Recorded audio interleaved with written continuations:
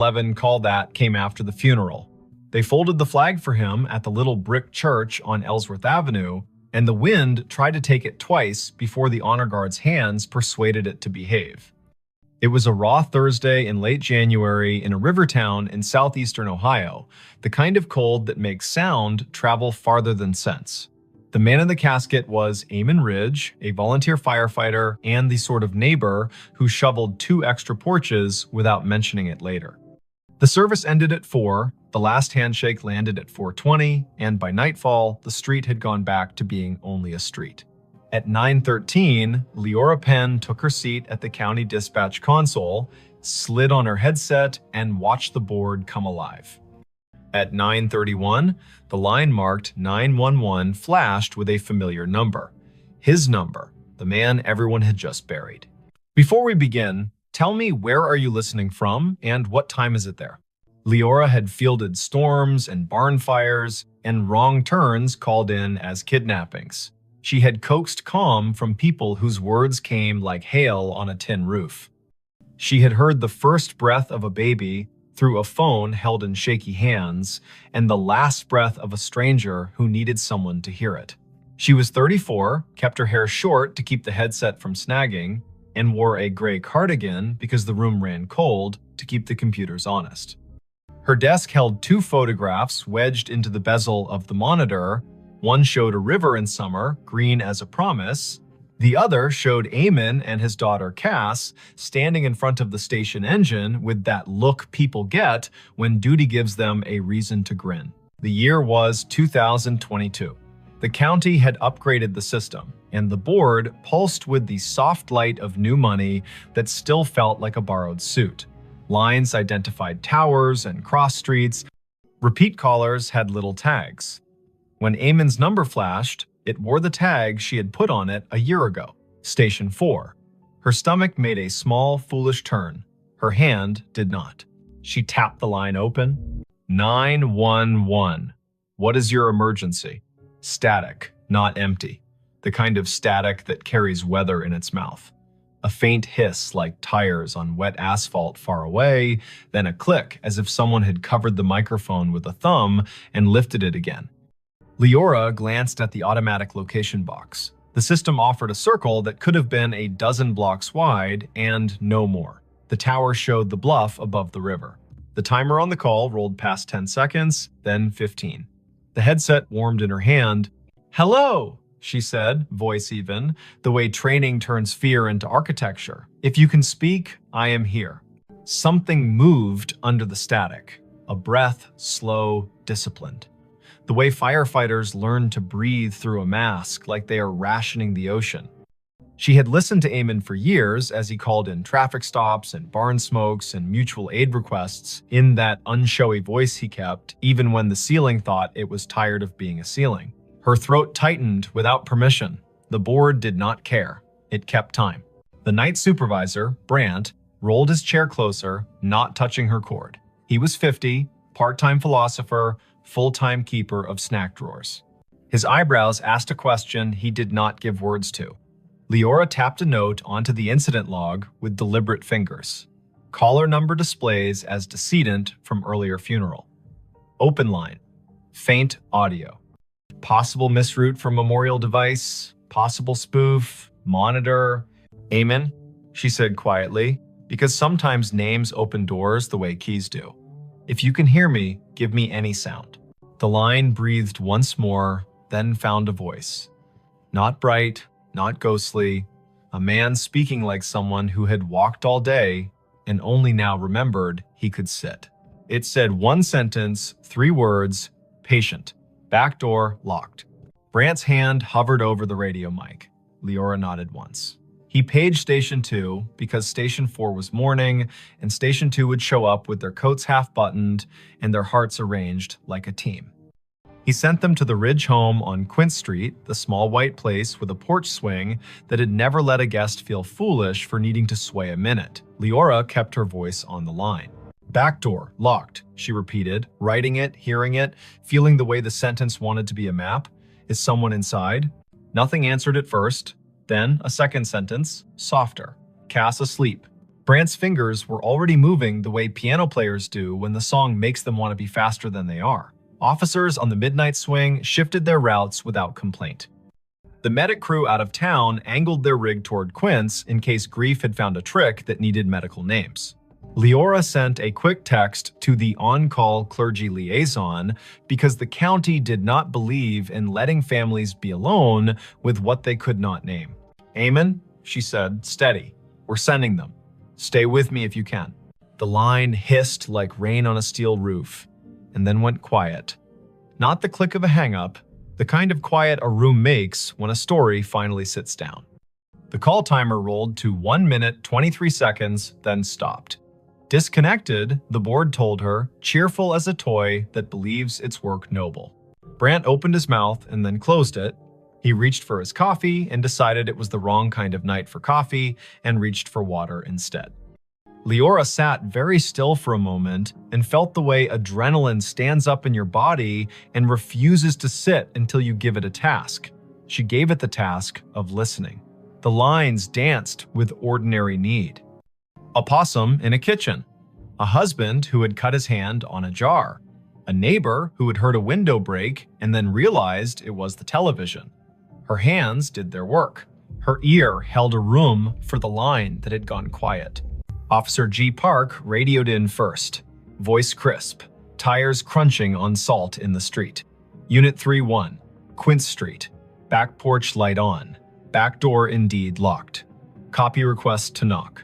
"Copy," Leora said, hearing her own voice make simple shapes. "Proceed." There are knocks that sound like questions and knocks that sound like the start of a fight. Officer Park knocked like a person who has played in a string quartet. Firm, meticulous, willing to wait between knocks. Leora heard the long, thin silence on the open radio channel that means everyone has decided to breathe in sync. A porch swing creaked, whether from wind or memory. Then Park again, softer. Visual on subject in living room. Teen. Asleep on couch. Television on mute. No visible distress. We are making entry. Park called the locksmith number taped to his visor, because there is always one, and he also called the small cheat that officers inherit, which is to lift the back door on its tired hinges when you turn the key the wrong way. The door opened, a floorboard confessed itself. Park moved through a small kitchen that smelled like heat and spice and thyme. He said, quiet as a blessing, "Cass, it's G, it's me." The girl woke with that rough sound grief makes when it has only just let go for half an hour at last. "Back door," Park said into his shoulder mic. "Locked, now secured." Subject breathing, oriented, tearful, says she fell asleep and forgot the back after the last aunt left. She says her dad would have said it. She says she heard him say it sometimes, even when he was alive, when she forgot. "I'm locking up, then staying here until her aunt returns." The call had been the little bridge a county makes when one house cannot manage all its doors alone. Leora typed. She logged, she breathed. She answered a call about a siren that would not stop on a fire alarm panel, which is a call that can ruin a night or return it to its usable shape. She told Brant she needed 30 seconds, stood up from her console, walked to the stainless sink by the break room door, and washed her hands as if she had been in a kitchen that required respect. At 10:48, the line lit again. Same number. The board did not know how to feel about that and chose its usual indifference. Leora took it. 911. A voice lives inside a headset after a while. The nerves learn routes, the body decides where to keep the sound. The phrase came through low and clear. Basement. Pilot light. She did not hesitate. She sent the fire crew already on Quince next door. She told Park. She told the aunt, who had come breathless from her own house 3 blocks away, that they were going down the cellar stairs for the little square of flame that keeps a winter from doing more harm than good. She heard Cass in the background say, without fright, he always listened to the furnace like it was trying to tell him a joke. Engine 3 called in. Pilot light out. Gas smell minimal. Windows open. Relit. Carbon monoxide monitor registers safe. A firefighter Rowe, who had once done stand-up for exactly 2 open mic nights, and then decided his comedy belonged in the bay with his coworkers, added gently, Whoever called this in has good ears. The board calmed, the town kept its little noises, the river told the ice what to do, and the ice obeyed or not. Leora's shift slid past midnight. At 1:19, she poured tea she did not want and drank it because warm things are a kind of law. At 1:40, an old man reported a woman knocking on his side door asking for a light, and she sent Park and his partner again, and it turned out to be a neighbor who had locked herself out, and they laughed about solutions and did not mention grief, so it would not be tempted to take that house too. At 2:19, when the dispatch room feels like a lighthouse that forgot whether the bay is wide or just an eager creek, the line lit a third time. Leora did not say amen out loud. She let the humanities teacher voice in her head that once told her names have heft say it for her. 911. This time the sentence was longer. Not elaborate, not difficult. The kind of sentence men say when they've spent their lives making tool lists. Check the pan on the back burner. Leora's fingers moved before she could tell them to, and 10 seconds later, Park said on the radio that a pan of oil sat glowing on the stove, forgotten by a cousin who had come bearing food, and then wept, and then gone to call another cousin and set the phone down on the porch rail. Park killed the burner, slid the pan onto a cold eye, and said, "Tell whoever's on that line thank you again." She said, "I will," and understood how inadequate that was, and also how there is no better sentence at 2:20 in the morning when a house has been held upright by 2 extra words spoken by a man with no air left to push them. By dawn, the calls had slowed to their usual winter trickle. The board made its little satisfied beeps, the shift change crept near. Leora printed the overnight logs for the lieutenant in charge and set them in the bin with the neatness of a person who believes paper is a form of kindness. She took off her headset, set it on the hook, and let her neck decide it had been a stiff night. On her drive home, the river looked like a sheet of hammered tin under a sky that had not yet decided whether to blush. She stopped at the corner store for milk and oranges. The clerk rang her up and asked if she had been at the funeral, because everyone had been at the funeral, even if they had not parked their bodies in a pew. Leora said yes, and the clerk said he had known Eamon since they were boys, back when the river took 2 boys and gave back 1, and how the one who came back had never raised his voice again, unless it was to make a frightened kid laugh in a smoky basement. Leora listened. The clerk put 2 extra oranges in her bag, the way men do when they feel the night reach its hand into the room and cannot keep all the light from leaving. She slept until noon and then sat in her kitchen with the radio low and the blinds open to teach the afternoon how to behave. Her phone chimed with a message. It was Cass. Leora had given her number to the aunt without thinking, and nothing about this felt like a boundary violation now. The message was a picture of a backdoor lock and a caption. "He did it again, thank you." She replied, "You did it." He reminded, "That is a team." Cass sent back a heart in the color teens choose when they mean it and do not want to seem silly. Word traveled without gossip's teeth in it. People told each other the version they could bear. Some said the call after the funeral had been a trick of towers, an echo, a message scheduled by a grieving mind that had set a reminder on a phone. Some said Eamon was still doing his rounds, making sure pilot lights and pans behaved. The chaplain said he did not know the mechanics of it and did not care, that love gets to serve in whatever uniform it likes. The fire chief said quietly to Leora, "If my number ever lights your board and I am not in a position to help myself, send the crew. I will not be offended if you use my name to get them there faster." It is Wannon. The next week brought the kind of snow that erases the edges of things. Leora worked 3 overnights in a row and learned to sleep in squares of 4 hours like a cat. She took a call from a man who had found his wife on the floor and guided him to count and compress, and the medics arrived before the counting rasped the hope out of his voice. She took a call from a woman who had locked herself in a bathroom because her boyfriend had stopped being gentle, and she kept the woman talking about the photograph on the wall while the officers climbed the stairs 2 at a time. She did not think about the line until it lit again 2 Fridays later at 1 in the morning. She kept her voice clean. 911.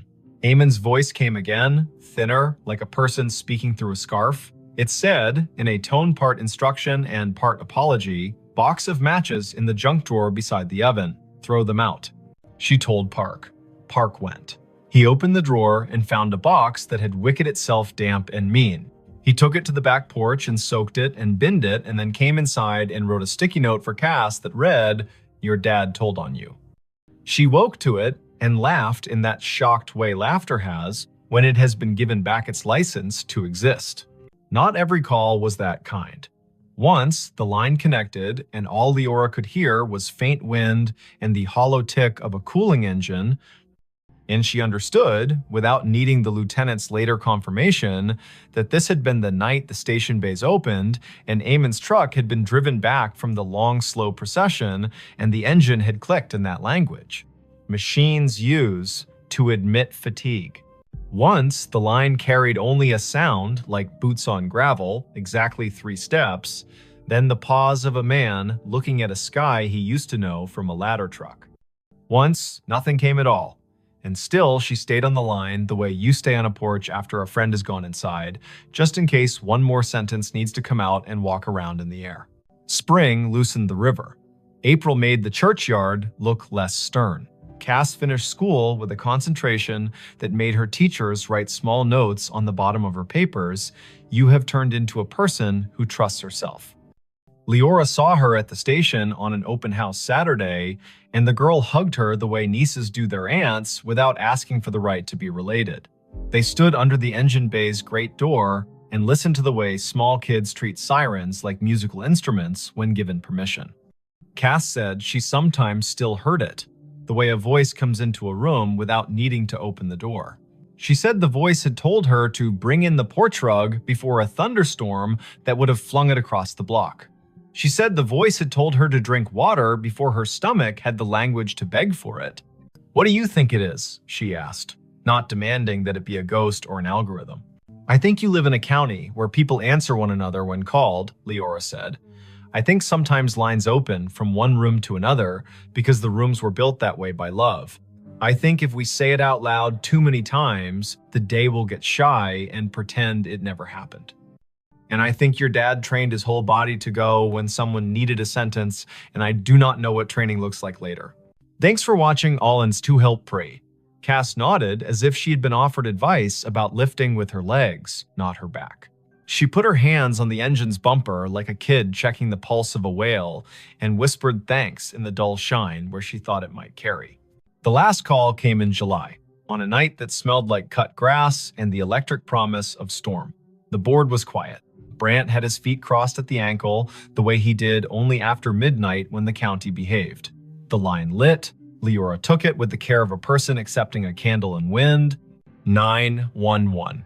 There was no static, no breath, only a single word, perfectly ordinary, soaked in a patience she would remember until the last hour of her life. Enough. "Enough what?" she asked. Back straight, pencil ready. The word came again. A thought set gently on a table. Enough. Then a long exhale, the temperature of a day in which someone has put down a tool they are proud to have used and is ready to wash their hands. She typed the word. She did not send units. She did not mention it to Brant until the end of the hour, when she said it out loud the way you say a number twice to make sure you got it right. He nodded. He threw a cough drop to her like a baseball, and she caught it and laughed because bodies insist on living. There were no more calls after that. The system reassigned numbers as systems do. The board forgot how to glow with that tag. When Leora sat at her desk and the photographs leaned against the monitor made their steady witness, she still sometimes heard the faint tap of a firefighter's gloved hand on a doorframe, the universal signal for ready. She bought a small, heavy key hook for her own kitchen, put it by the back door, and never forgot again. She found that when she walked past the Ridge place on mornings when she needed to see the river before she could trust the day, she would look at the back door and feel not a haunting, not an ache, but the exact rectangular comfort of a thing that had been understood and done. If this kind of thing ever happens where you live, if a phone rings after a set of shoulders in town have lowered themselves to the work of grief, if a name appears on your console that your heart wants to call impossible, do what Leora did. Answer. Stand in the narrow bridge between rooms, ask short questions with soft edges, send help, write down exact words. The world is made of exact words and the work that follows them. Believe nobody and nothing too hard. Let the river decide what is memory and what is rumor. And when the voice finally says enough, let your hands say thank you by resting them, palm down, on the desk you have kept clean so the night can put its weight there for a minute. And if you are sitting in your kitchen with a back door that gets forgetful, say the date out loud to bring the day to heal. Late January 2022. Early April 2022. The hot night in July when rain forgot its manners. Say the town's name so it will remember it has one. Say Amen. Say Cass. Say Leora. Practice the sentence that saved a pan and a pilot light in a teenager who deserved a house that understood locks. Back door locked. Then lock it, then sleep. The county will keep its watch. The river will balance its own ledger. Somewhere, a dispatcher you will never meet will lay a pencil down on a pad with a line drawn through the last open box, a small, perfect check that means this part of the night is finished and the next part may begin. He found a staircase in the lake it still goes up. He saw it when the wind fell off and the lake lay down like glass, a sudden stillness that made every shoreline detail stand at attention. The afternoon sun had taken a step toward evening, yellowed and steady, and the north cove of Lake Lanier went calm enough to show the bones under it. He cut his aluminum skiff to idle and drifted toward the pale shoulder of exposed clay. There, not random at all, a run of stone steps pushed up from green water and kept going into nothing the shore could explain, even and true, as if they still believed a front door was waiting at the top. Before we begin, tell me where are you listening from and what time is it there? This was late September 2022, after a summer of stingy rain and long afternoons when the heat felt like it had signed a lease. The lake sat northeast of Atlanta, a blue map of drowned hills and red clay coves, and that year it had read its gauge and decided to show some of what history had asked it to forget. Foundations revealed themselves like old teeth. The ghostly lanes of a two-lane road slipped out of the murk and pointed nowhere. Between Bald Ridge and the mouth of 6 Mile Creek, a staircase announced itself and waited for a person with the right kind of attention to see it.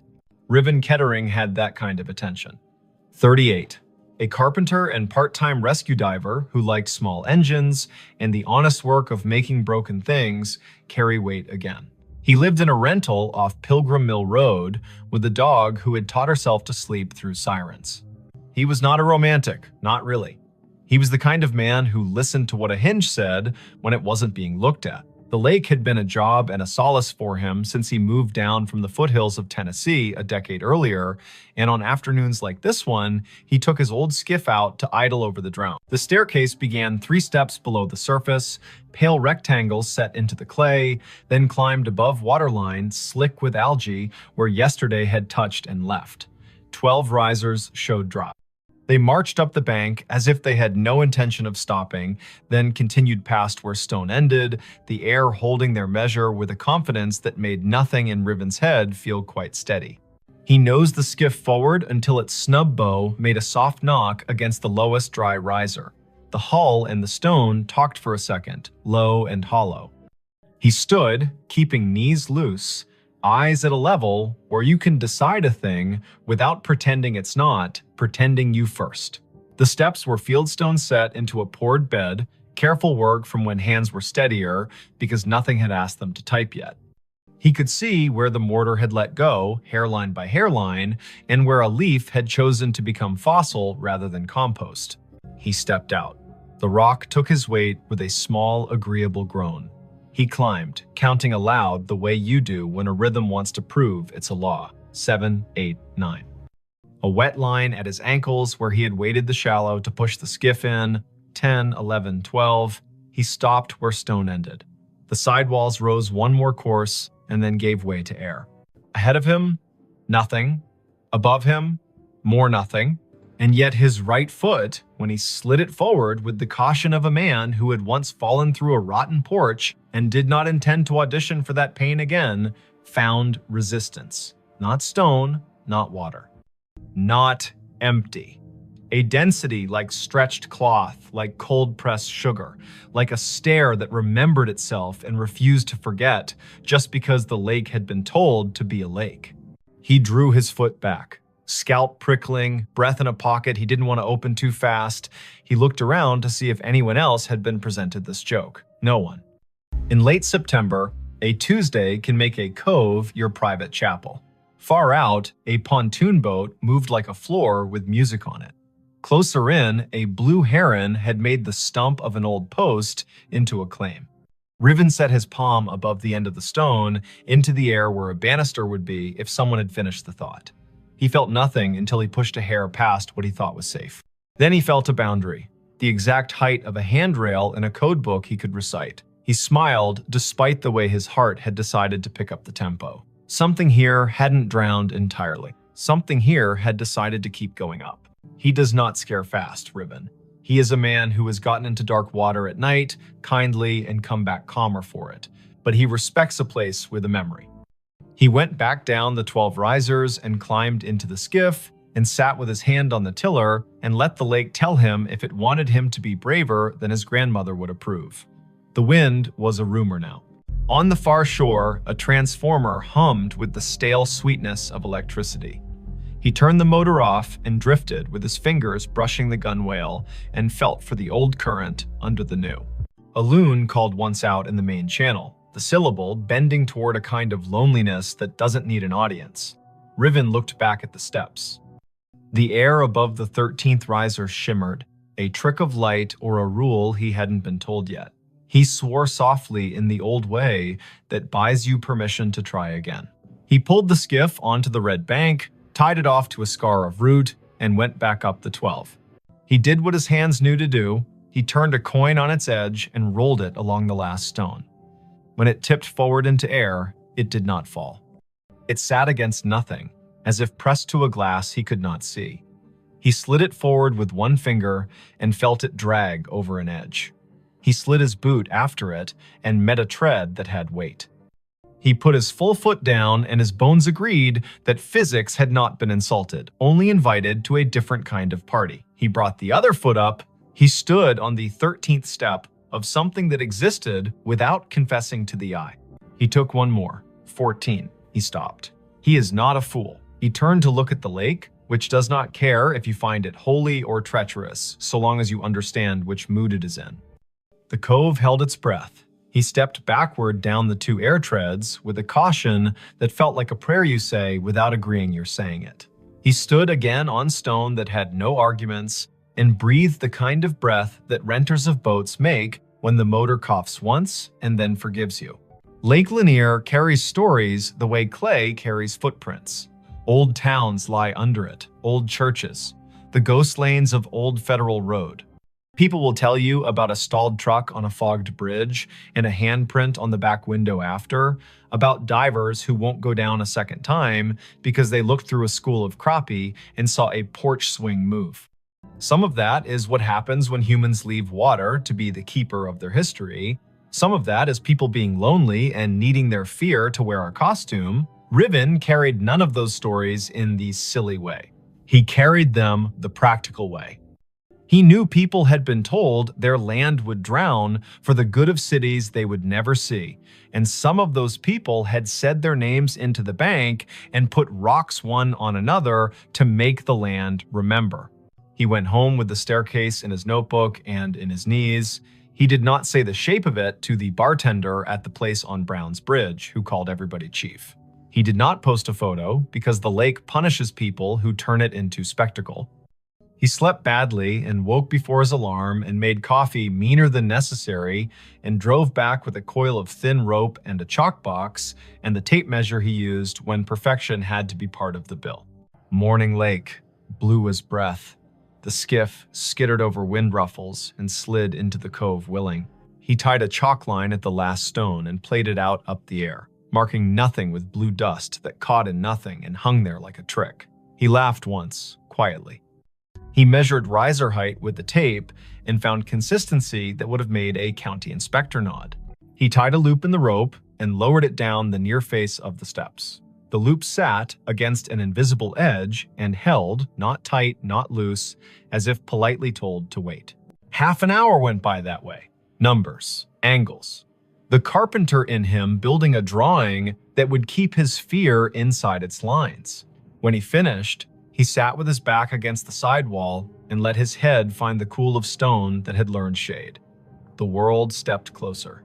From somewhere he could not triangulate came a sound that reminded him of a bicycle bell rung just once. In politeness, he stood. The sound did not come again. He walked down the 12 and waited on the shoreline while the lake decided whether to ignore him or to grant him more. A woman called from the top of the red bank. Riven looked up. She was tall and rangy, mid-40s, wearing the kind of straw hat that makes a person look like they know how to move in weather. She carried a camera with a strap that had been repaired twice and a notebook bulging with the kind of paper that did not come out of printers. She introduced herself with a grin that answered questions he had not asked. Mara Clary. She ran a small outfit that mapped drowned towns and grave relocations for counties that cared to admit their forgetting. She had a copy of the Army Corps' old charts and a habit of showing up where the lake loaned the present to the past. "I've been told you've got steps," she said, "and that they keep going up." He wanted to ask who had been talking. He wanted not to have his name in a stranger's mouth. But she put her hand on the sidewall like a careful person says hello to an old horse, and the way her face took in what she saw made him feel less alone in his own seeing. He nodded. He told her his name and the number of air treads he'd let himself trust. She whistled low.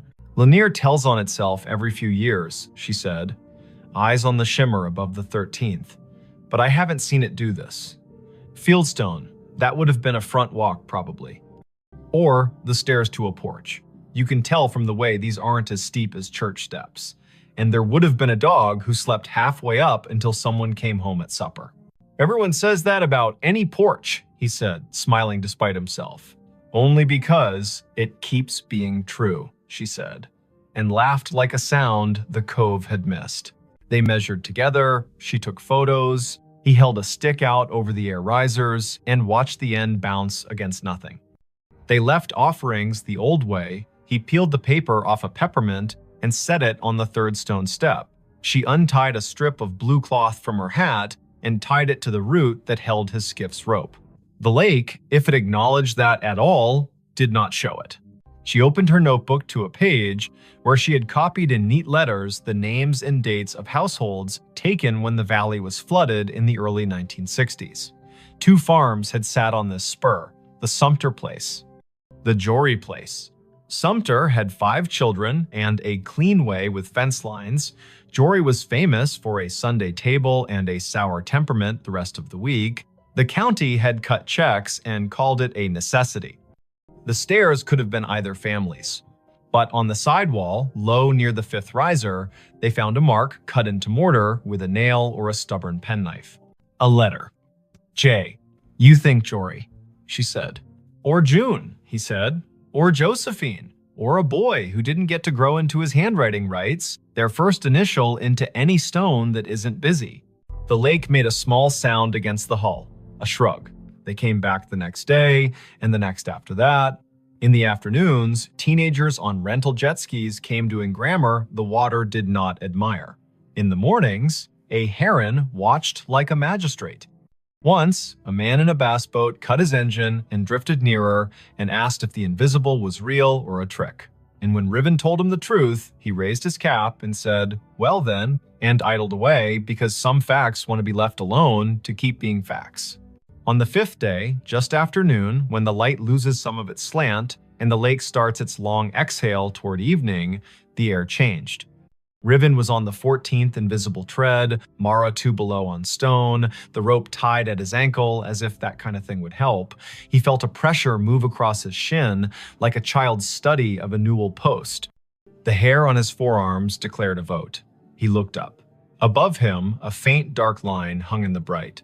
A lintel, if you wanted to pretend to see one. A line where a door might have decided to sit if it still meant to. He lifted his hand slowly and let it hover. It met resistance at the height where a latch would be if people had followed the same measurements here as they did in town.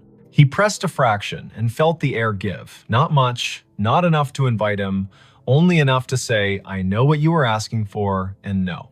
He withdrew his hand. He did not try again. He went back down and sat on the 6th stone step and put his elbows on his knees and let his head go heavy in the way of a man who knows the difference between a closed door and an answer. "Not today," Mara said, not unkindly.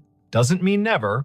A storm ran around the rim of the lake that night and forgot how to come down. The next morning broke clean and noisy, with birds relieved to be right about the Sunday. When they returned to the steps, the peppermint was gone.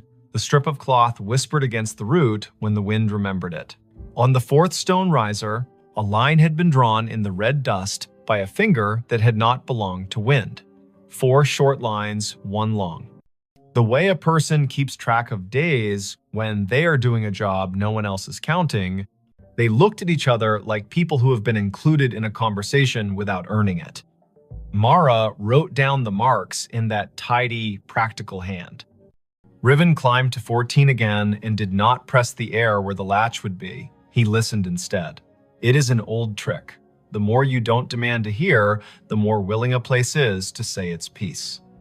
Somewhere above him, at the end of the invisible run, a sound came faint, almost an opinion. The scrape of a chair, foot against a wooden floor. Once, then a breath, remarkably ordinary, let out by someone who was done with a small effort and is pleased to have finished. He let his knees bend and went back down step by careful step. The county put out a notice, polite as a church lady, asking people not to climb anything that felt like absence. A man from the Corps came by with a clipboard and a caution that did not include humor and told them to rope the place from the bank. They tied a line and left it slack enough to be ignored by whatever needed to come and go. Mara logged coordinates and photographs and the exact color of the lichens on the sidewall. Riven made a drawing of the steps that showed the air ones the way you show trust, with dotted lines and a note that says, "As found." Word spread anyway. It always does when to leave a thing alone would be the more complicated form of love. A grandmother came and watched from the shade and told her granddaughter a story about the summer her brother rode a bike into a field that is now part of the lake and fell and did not cry, because corn leaves will cut you if you give them. An audience. A man in a Braves cap stood for a long time with his hands in the back pockets of his jeans and didn't tell anyone why his eyes kept the gloss they kept. A boy clapped once and apologized, and then asked if the staircase sounded like anything, and when Riven told him about the scrape and the breath, the boy looked toward the place where a door might be and whispered, "Thank you," like a student to a teacher who has handed out permission slips to freedom. On a Wednesday morning in early October, the lake rose 2 inches. The first stone step went green again. The 12th stayed dry. Riven set his palm to the sidewall as he had begun to do without design and said the names of the months out loud as if they were a key. Mara arrived late, hair in a bandana printed with little cranes, a thermos in one hand and a sheet of onion skin paper in the other, the thin kind that takes pencil and lets the stone's texture come up through. She rubbed the J, the nail-cut letter, and the tally marks. When she lifted the paper, the letter and the lines looked like a message written by someone whose words had to be rationed. She tucked the rubbing into her notebook with a care Riven recognized as kin to prayer. By noon, clouds built into a boast. Mara packed her camera because electric things deserve not to be insulted by weather. Riven untied the rope at his ankle and coiled it with the absent-minded competence of someone who likes ropes for the way they make order out of risk. The air above the 14th step felt different. Cooler, somehow. Denser. He looked up and wanted more than he would have admitted the week before to see something acknowledge him. Not a face, not a figure, an idea. The lake refused. It kept to its rights. Before the storm broke, a small group arrived in silence. Not tourists, not thrill seekers. People in good shoes that did not belong to docks. A woman in a navy blazer. A man whose tie had been loosened by degrees and had stopped at 3. An older woman with a cane that looked like it had been carved by someone who understood trees better than money. They stood on the bank above the line and watched the steps like people watching someone figure skate after having once skated the same routine 3 decades ago and remembering what the body used to hold. The older woman spoke first, to the stone, not to the living. "You kept it," she said. "You stubborn thing. I told them you would." She introduced herself when Riven climbed down to the bank with his curiosity plainly showing. Ada Sumter Jory. Not a marriage, she was quick to clarify, but a habit of names borrowed and kept. Her father had been a Sumter, her mother a Jory by necessity and grievance. She had been 10 when the men from the government came and put stakes on the hill and told her they were measuring to make the river useful. She had been 14 when the kitchen was dismantled and stored in a relative's shed, and the porch chairs were put on a truck without the porch. She had been 15 when the lake finally climbed to the 7th stair and the dogs refused to sleep where they had always slept and had to learn ground new as a dollar. "My granddaddy set those stones," she said, chin lifting toward the steps. He knew the grade by eye. House stood there. She pointed at the air, ran long that way. Kitchen at the back, where mornings were honest. Stairs to the sleeping rooms tucked in right of the door. He told me we build stairs for coming and going and for waiting. That last part is where the world gets the math wrong. She cleared her throat once, a small thing that meant a larger thing had moved through it. "My brother wrote his letter J in the mortar before it set," she said, and smiled fully for the first time. He was 5 and mad because he had not been allowed to carry a stone and needed to have done something the porch would remember. They watched the lake together as it considered which forenoon belonged to which afternoon. Mara showed Ada the rubbing, and Ada put her palm on the paper like a hand over a baby's sleeping flank. "He stayed mean," she said of Jory, but without any real heat. But he loved that stair. Sat halfway up when he had nothing to do and the weather had nothing to argue about. Played that little bell you keep hearing because he liked the neatness of a sound that stops when you take your finger off it. The storm arrived, they covered what needed covering, the skiff rocked and complained, and then remembered it had been in worse moods and calmed. The rain washed the red dust off the risers and gave them back their gray.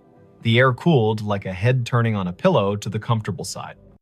Ada walked down to the second step and touched it like the forehead of a child with a fever breaking.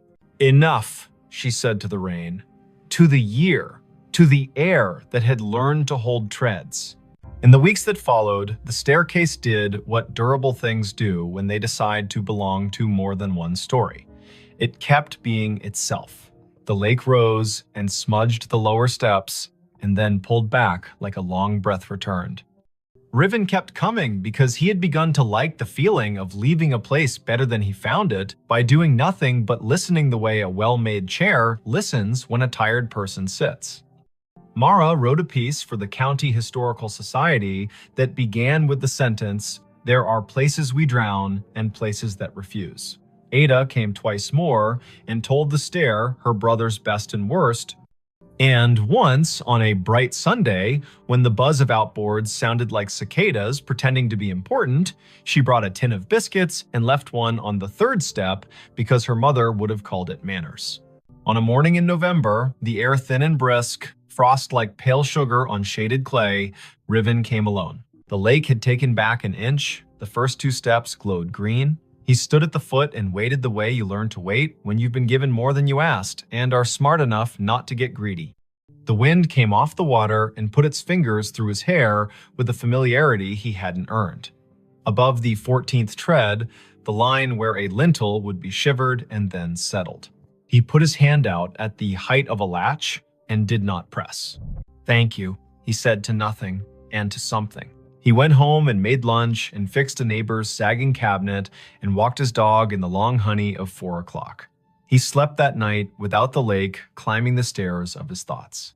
He dreamed he was sanding a handrail he could not see and woke with the particular ache in his forearm that tells a man he did a good day's work in the world that matters and the one that does not need him but lets him in anyway. If you go out to Lake Lanier on a fall day after a long dry, when the wind has the courtesy to lie down and let the surface polish itself, you can find the cove if you know who to ask and you promise out loud not to bring a ladder. The staircase will be there, stepping up from water into air with the patience of a body that has learned not to argue with time. You can put your boot on the 12th stone and your breath on your rib cage and decide if you will push your foot forward into the space where the 13th waits. If you do, it will hold. Not because wonder owes you, but because someone set a measure here with care, and because sometimes the world keeps an old promise in a new element. Say the year out loud when you find it. 2022. Say the place by its names. Lanier and the valley it drowned. Say the people if you know them. Sumter. Jory. Say the letter on the wall. J. Say the noise a bicycle bell makes when a brother likes attention and the porch has all afternoon. If you leave something, make it small. A ribbon, a peppermint, a finger laid gently in dust to make a line that will blow away with the next weather. Walk back down, let your knees do what they were built to do. Put your hand on the sidewall the way you would on a friend's shoulder when leaving them on their own porch in the dark to listen to the crickets. The staircase will keep going up whether or not your eyes can follow it. It will keep its measure in the air. The lake will rise and cover the lower treads and then fall back and confess again. Boats will hum. Herons will judge. A woman in a straw hat will rub letters onto paper, and a man with a dog who sleeps through sirens will coil rope and listen. And somewhere under the calm skin of the cove, where red clay holds onto everything it can hold, a front door you cannot see will stay shut and not unkindly, practicing the hardest kind of hospitality there is, offering you a way to ascend and a way to wait, and trusting you to know which one belongs to you today. Her phone pinged at a grave with her name. The notification bloomed on her screen the moment her shoes left the gravel and slid onto the soft path between moss-dark stones. A small bell chime, bright as glass. A banner at the top. You have arrived, Eden E. Hale. The words sat there as calmly as a weather app, as if the city had decided to label her the way it labels a bridge or a square. The place was Bonaventure Cemetery in Savannah, Georgia. Spanish moss hung in long, steady sentences from the live oaks. The river kept its secrets behind the bluff and breathed like a sleeping room. It was late afternoon on a Sunday in early November, the air cool enough to make her wish for sleeves and warm enough to forgive her for forgetting them. Before we begin, tell me, where are you listening from and what time is it there? Her name was Idoni Hale, 28. She worked in visitor services at a small maritime museum upriver, the kind of job that made her memorize the angles of ships and the dates when storms came ashore. She liked fonts and quiet, and the sound salt makes drying on stone. She was visiting Bonaventure because her friend Anson had flown in from Minneapolis for a long weekend, and the two of them liked places that let you feel your breath in your mouth. The year was 2021. Phones knew where you were within decent intimacy. Some headstones wore small plaques with codes that asked to be scanned and promised a story. They had parked on Bonaventure Road under an oak that had learned to be older than most houses. The sky was simple, a clean coin of light. The volunteer at the office had given them a paper map and a soft-voiced list of locations worth the walk if you wanted your day to hold. Look for the little angels facing east. Find the section where the camellias keep blooming against instruction. There's a family plot that feels like a room you shouldn't step into without knocking. No one mentioned a notification. Eden stared at her phone. The banner did not give a location like Section F or Plot 31. It was the same tag her calendar used when she arrived at work or home. You have arrived, Eden Hale. As if she were a place. As if the grave were her. Anson leaned toward the screen and squinted. He was tall and light-footed, a teacher of high school literature who carried poems in his pockets like receipts.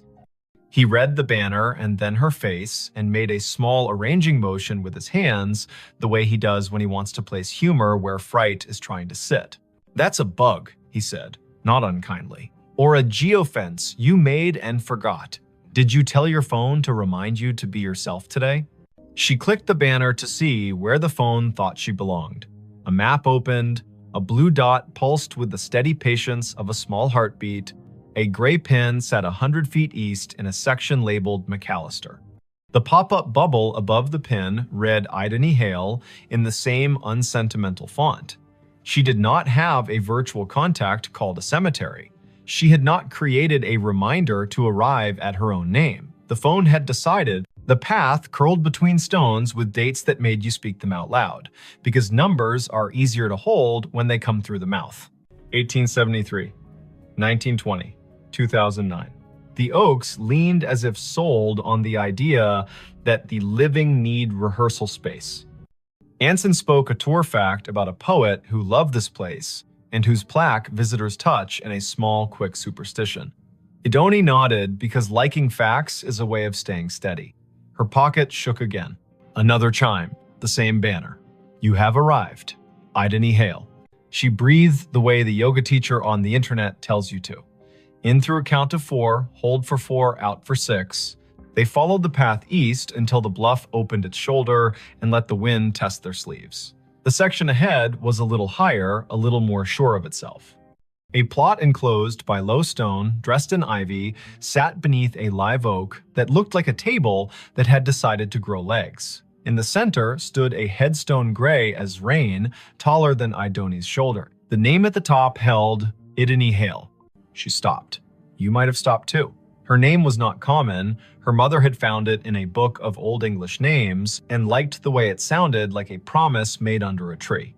She had never met another Idany. To see the letters in this order on stone felt like stepping into a movie where you have lines you did not audition for. Anson's hand found her elbow without a show of it. He had the sense not to say, wow, or are you kidding? He stood with her and let the river finish a sentence neither of them had started. The dates carved below the name were the first clean relief, 1974 to 2014, not hers. A woman 2 decades older, gone 7 years now. Under the dates, a line that read as Keeper of the Keys. The stone carried a small oval of glazed photo, a face with hair tucked back, eyes steady, a glint of a keyring at the edge of the frame. The oval was rubbed to a shine from fingers, the way love polishes small things while refusing to say it is love. On the right-hand corner of the stone, someone had bolted one of the new plaques with its little square of patterns. Scan to learn more. People who love story cannot resist a square that holds one.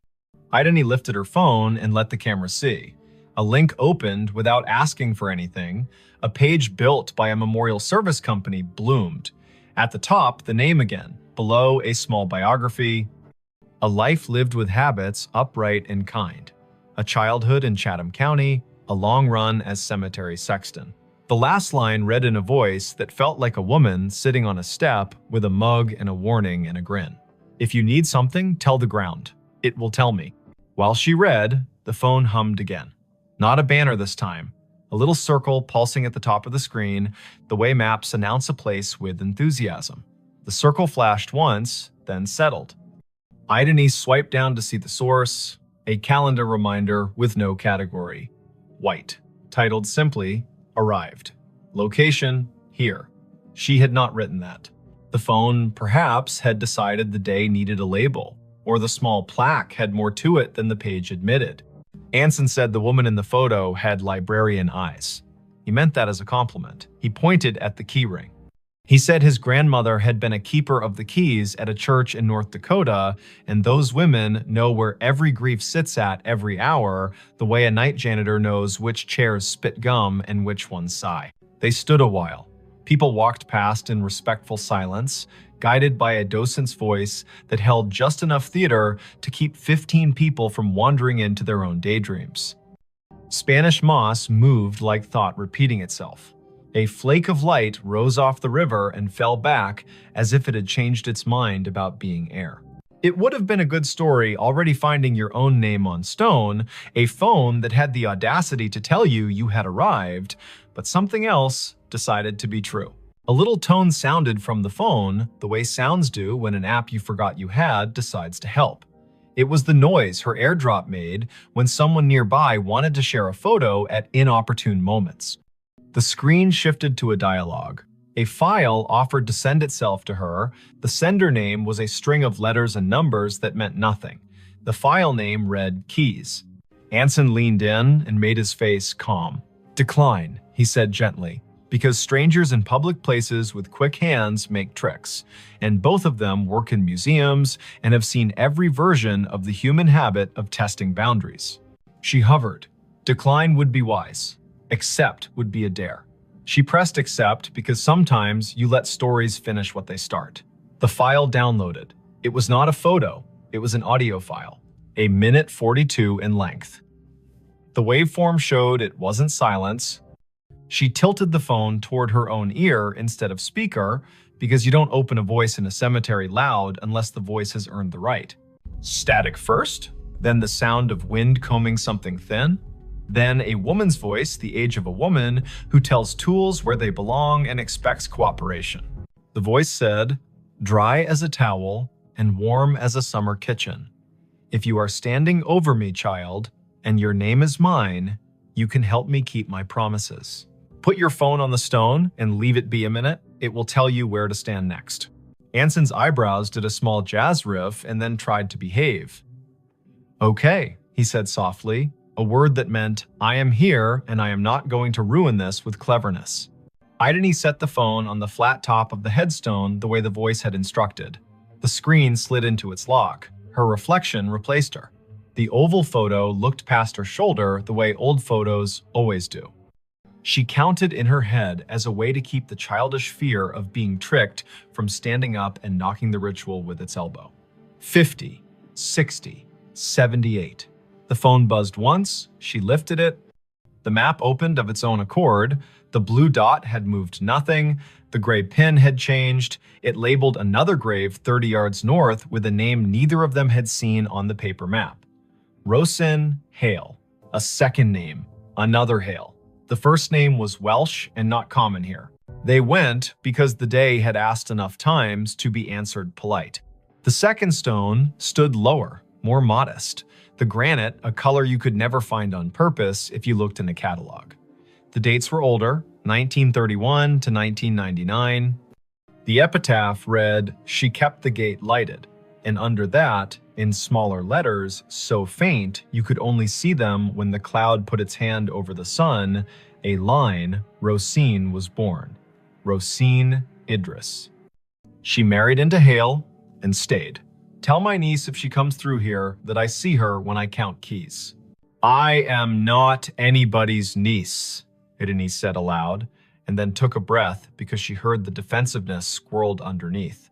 I mean, not hers. You might be more people's niece than you know, Anson said gently, a man who had grown up with uncles who weren't uncles and yet were more family than the kind that wears your face. They stood while the wind added a signature to the bottom of the page of the day. The river put its shoulder against the bank and leaned. The phone did not ping again for a while. A cardinal went from one branch to another with the purposeful speed of a person who knows where the parts are stored. A group of teenagers trailed an auntie through the lanes, popping gum in a respectful way, which is a regional miracle. Ideni looked up Rosin on the cemetery's database because when your heart gets odd, facts make a braid to hold on to. The database was one of those volunteer-built websites that carry the tone of a potluck where everyone brings a dish so exact it shames you for choosing salad. Rosin's entry was thorough. Born Rhonda Valley, came across with parents as a child, settled in Chatham County, married one Mr. Hale, worked checklist after checklist for the electrical union office, sang alto in church with the patience of an anvil, survived by no children, preceded by older brothers, all gone. Niece mentioned in an obituary in 1999 with no name given. Anson made a sound that meant the story had wiped its hands on his shirt and was ready to cook. The phone chimed once more, now with the tone her museum app uses when a beacon in an exhibit hands you a fact. She had turned beacons off last month because being interrupted by history while in history felt a bit like a stage whisper in a quiet theater. She had not turned beacons back on. The screen read, "A note is waiting." A map pinpointed the little brick building the cemetery uses as a workshop for the grounds crew. A path drew itself in blue between the Hales and the shop, like a string in a child's game. They went, Because keys that ask to be found deserve not to rust, the door to the shop was propped with a cinder block the way doors are propped everywhere when the weather learns to be useful. A radio played a station that chose old soul and occasional baseball score updates. No one was at the counter. A bell stood there anyway, the kind that rings a sound like a glass penny. Anson rang it because he likes participating in obvious rituals. A man in his 50s with a badge that read August came in from the back, wiping his hands on a rag that had earned its keep. "You folks need a map?" he asked, then took a longer look at their faces and revised. "Or a minute." "We were by the hailstones," Idony said, and watched the way a man looks when a rhyme finds his ear and tells him it cares. August nodded. "Course you were," he said. "I keep an envelope for that family. Been waiting on who it's waiting on." He reached under the counter, where drawers have learned to hold what should not be lost, and brought up a large yellow envelope with a blue paperclip that had rusted a little by choosing weather. The envelope had 3 words on the front in tidy block letters. For the next Idony, heat went across her face like an honest light. August saw it and stilled. He handed her the envelope the way people hand one another babies, meaning well and moving slow. She opened it with her thumb. Inside, 3 items. A small brass key, old, not ornate, with teeth filed like a decision. A folded sheet torn from a spiral notebook, edges soft with years. And a wallet-sized photo of a woman in a blue work shirt with a name patch and a grin you could feel on your back like afternoon Sunday. The patch read, "Idony." The face belonged to the woman on the first stone. The note was written in blue ballpoint in a hand that pressed harder than paper deserves. It read, "Simple. For the next Idony in this county who can hear me the way a key hears a lock. My niece is out there." She won't say yes to the word niece because words are stubborn. She'll need to open the box in the old mausoleum we keep for tools and favors. The key is for the small door on the left. Lift on the latch while you turn. The box has what belongs to her and me and her grandmother. If she is standing at my stone with a phone, she will know that I know. Don't bring a crowd. Bring one friend who reads instructions with his eyes. Leave the key when you are done. We can count without hands here. "I'm not someone's niece," she said again, and heard how the sentence grew less certain with practice. Her mother's family tree began and ended in a different state. A line of women who told polite lies to spare one another the sharp edges and did their grief in broom closets. Her father had not survived long enough to name distant relations. He had left behind a bent screwdriver and a smell that her body still could find when a day asked. Anson's hand found the counter in a quick pat, like checking for keys as you leave the house. "You don't have to be a niece to be the person meant to do a thing," he said.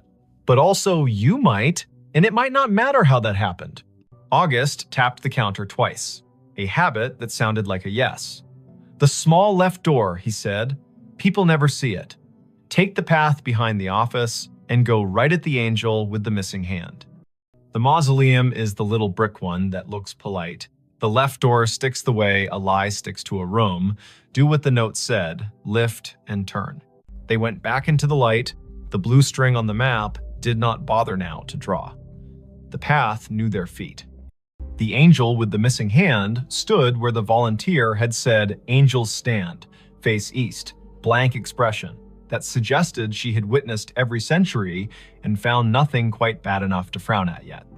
The brick mausoleum waited with that small pride buildings have when they know they are not the grandest on the block, but are the one that does the job without complaint.